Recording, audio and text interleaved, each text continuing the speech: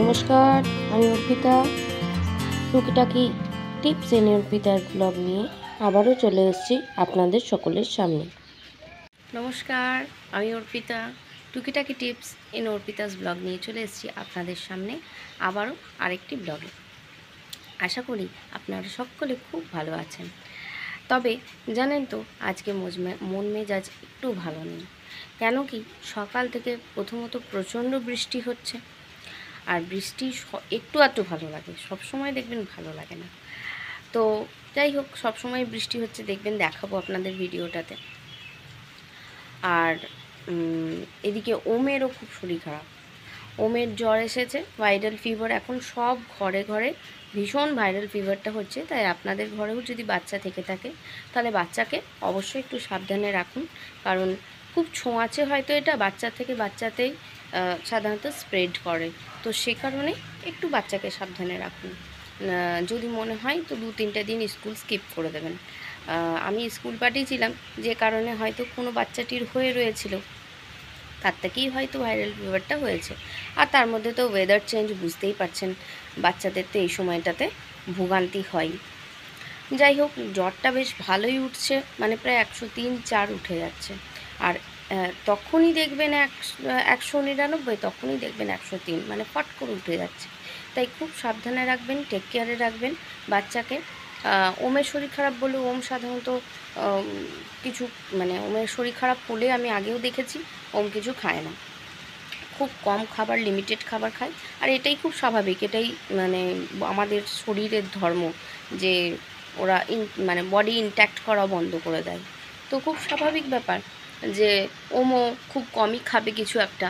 তো সেই কারণে ভাবছি যেটা ও খাবে, ও যেটা একটু মুখে স্বাদ লাগবে সেরকমই একটা কিছু বানাতে। তো মাছের মাথা জানেন 3টে রয়েছে, তো সেটা দিয়ে ভাবছি আজকে একটু মুড়ি ঘন্ট করে দেবো। মুড়ি ঘন্টটা একটু মিষ্টি মিষ্টি করে করি আমি, যে কারণে মুড়ি ঘন্টটা আপনি শুধুই খেতে পারবেন, আর খেতেও খুব সুস্বাদু হয়। আপনারা বানিয়ে খেয়ে দেখবেন। রেসিপিটা আমি আপনাদের সঙ্গে শেয়ার করলাম। আর কেমন লাগলো অবশ্যই ব্লগের কমেন্টে জানাবেন। যদি ভালো লাগে একটা লাইক দেবেন, আর যদি মনে হয় তাহলে অবশ্যই একটা সাবস্ক্রাইব করে দেবেন। কেমন? চলুন, এই দেখুন কেমন বৃষ্টি পড়ছে, দেখতে পাচ্ছেন? চলুন আমি রান্নাটা করে নিই। এই যে মাথাটা দিয়ে ছিল, সেটা আমি তেল দিয়ে ভাজবার জন্য চাপিয়ে দিয়েছি 3টে মাথায়। এগুলো ভাজা হয়ে যাবে, ভেজে এগুলোকে ভেঙে নেব। ঠিক আছে, ভেঙে রেখে নিতে হবে। আর এই পাশে দেখুন, এই সাইজের পেঁয়াজ নিয়েছি। পেঁয়াজটা কিন্তু আমি এরকম কুচি করে কেটে নিয়েছি। ঠিক আছে, জুলিয়ান কাটে কাটবেন। আর নিতে হবে চাল। চাল নেব মোটামুটি, আমি 2 কাপ মতো চাল নিয়েছি, ভোগ চাল নিয়েছি। ঠিক আছে, আর এরপর নেব হচ্ছে পেঁয়াজটা কেটে নেব, আর অর্ধেকটা আমরা এরকমভাবে মিক্সিতে ঘোরাবো রসুনের সঙ্গে। এখানে কিন্তু আদা পড়বে না, শুধু রসুন আর পেঁয়াজের রান্না হবে। দেখুন, এই যে ভেঙে নিয়ে এটাকে নেড়ে চেড়ে ভাজা হয়ে গেছে। এবার এটাকে বাটিতে আমি তুলে আলাদা করে রেখে দেবো। কড়াইতে যেটুকু তেল থাকবে তার সঙ্গে আমরা 1 চা চামচ ঘি দিয়ে দেবো। ঠিক আছে, ব্যাস এইটুকু তেলেই কিন্তু, আর ঘিতেই কিন্তু রান্না হবে। এর ওপর থেকে বা আলাদা করে কিন্তু আর কিচ্ছু পড়বে না। মানে 1 চামচ ঘি আর 2 টেবিল চামচ বড় ইয়েতে মাছের ইয়েটাও ভাজলাম, আর রান্নাটাও কমপ্লিট করব। ঠিক আছে, এদিকে ভাজা হয়ে গেছে। তো এইদিকে দেখুন হাফ পেঁয়াজটা আর রসুন নিয়ে নিয়েছি। এখানে আদা পড়বে না, আর বাকি হাফ পেঁয়াজটা কুচিয়ে নিয়েছি।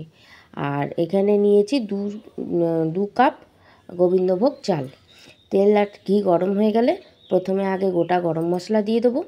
গোটা গরম মশলা একটু নাড়াচাড়া করে ওর উপরে কেটে রাখা পেঁয়াজগুলো দিয়ে দেবো।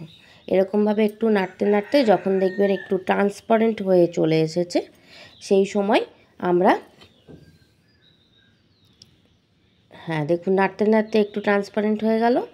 এই পর্যায়ে আমরা কি করব, যে ইয়েগুলো আছে, আমরা কেটে রেখেছি একটা আলুকে আমরা ছোট ছোট স্কোয়ার স্কোয়ার পিসে কেটে রেখেছি, সেটা দিয়ে দেবো। সেটা দিয়েও আবার খানিকক্ষণ নাড়াচাড়া করতে থাকবো। ঠিক আছে, একটুখানি ভাজা ভাজা হবে সেই রকমভাবে একটু নাড়াচাড়া করতে থাকবো। নাড়াচাড়া করতে করতে যখন দেখব একটু ভাজা ভাজা হয়ে এসেছে, তখন আমরা করব, বাকি জিনিসগুলো একটু একটু করে দিতে শুরু করব। পেঁয়াজ আর রসুনটা যেটা বেটে নিয়েছিলাম সেটা আমরা এবারে দিয়ে দেবো কড়াইতে, দিয়ে এটা কাটতে লাগবো। আর এদিকে মশলাগুলো নিয়ে নেব। ধনে গুঁড়ো, জিরে গুঁড়ো, রেগুলারের যে মশলাগুলো থাকে, হলুদ গুঁড়ো আর লঙ্কা গুঁড়ো। তো আপনারা জিরে গুঁড়োটা একটু বেশি নেবেন। এগুলোই আমরা দিয়ে দেবো কড়াইতে।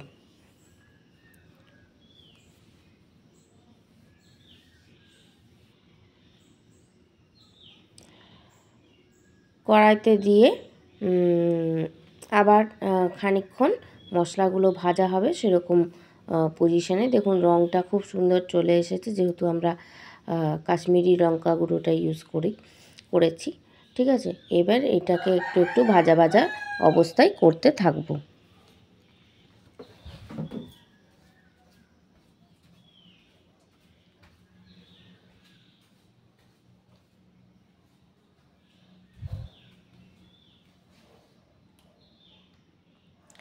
দেখুন ভাজা ভাজা মোটামুটি হয়ে গেছে।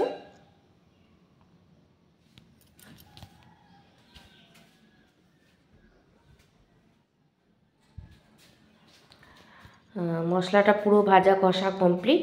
এইবারে আমি এর মধ্যে চালটা যেটা ধুয়ে রেখেছিলাম সেটাকে দিয়ে দেবো। ঠিক আছে, চালটা আগে ধুয়ে রেখে নেবেন। সেই চাল ধুয়ে রাখাটা ওইটাও দিয়ে আমরা একটু একটু একটু করে ভাজতে থাকবো। ভেজে ভেজে যখন দেখবো যে মোটামুটি জলটা শুকিয়ে গেল চালের, তখন আমরা ওর সঙ্গে ভেজে রাখা মাছের মাথাটা দিয়ে দেবো। ঠিক আছে, দিয়ে মিশিয়ে নেব, মাছের মাথাগুলো দিয়ে মিশিয়ে নেব। তারপরে এবারে নুন মিষ্টিটা কিন্তু আমাদের একটুখানি দিয়ে দেখে নিতে হবে। একটু নেড়ে চেড়ে নেওয়ার পরেই আপনি এটা দেবেন অবশ্যই, যাতে চালটা একটু ভাজা ভাজা হয়ে যায়। এবারে জল ঢেলে দেবেন। ঠিক হয়ে গেছে, জল ঢেলে দেবো। জলটা কেমন দেবো, আপনি যদি 2 কাপ চাল নেন তাহলে আমরা 2.5 কাপ জল দেবো।